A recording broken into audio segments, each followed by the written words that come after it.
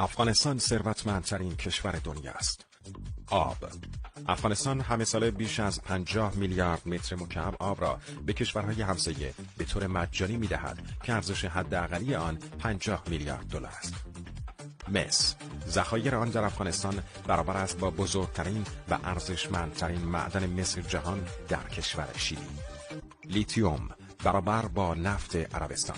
اورانیوم هیچ کسی تا حال نتوانسته ارزش آن را اعلام کند و در ساخت فناوری هسته‌ای استفاده می شود.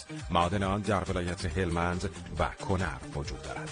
طلا بزرگترین معادن دست نخورده طلای جهان همین اکنون در افغانستان موقعیت دارند. گاز مجموع ذخایر آن با ارزش بیش از 1 تریلیون دلار، یعنی نصف ارزش مجموعی گاز عراق. زمرد با کیفیت‌تر از زمرد کشور کلمبیا و حتی در جهان است که ذخایر آن در پنجشیر و